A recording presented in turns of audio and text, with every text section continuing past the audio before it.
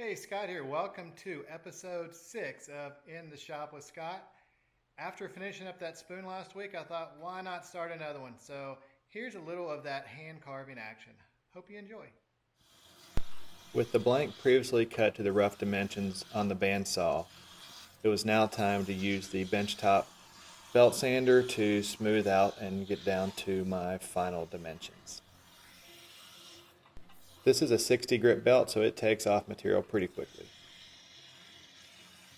These staves are 1 inch thick white oak, so they're a lot to carve, so I take a little bit of the material off on the inside.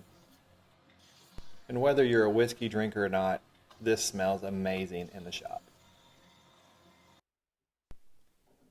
Next, I'll get the spoon into my portable bench vise that is clamped to my workbench.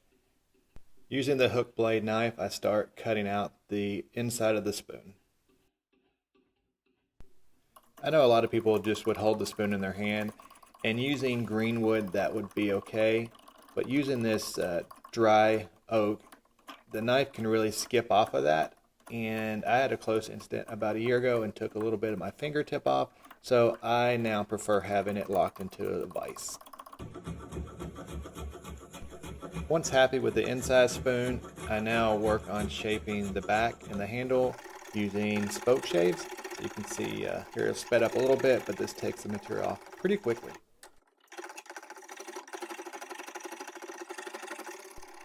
A spoke shave's become one of my favorite tools in the shop. This is an old one I bought off eBay and just sharpened. There's more modern versions available on Amazon or some really high-end ones out there, but if you haven't tried one, it's a nice thing to have around. I like using this mini spoke shave for the fine details like rounding over the edge of the spoon.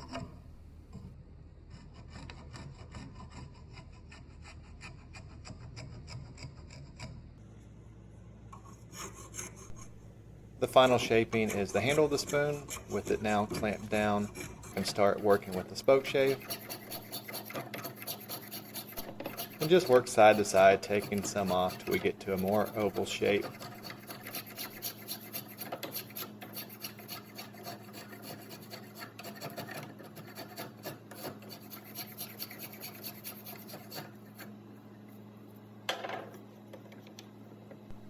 I flip it and repeat the process for the other side of the handle. This kind of back and forth may go a couple times till I get the right shape and feel.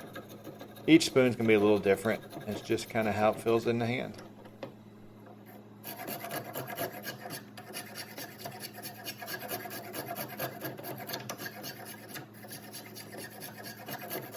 I hope you've enjoyed watching this process.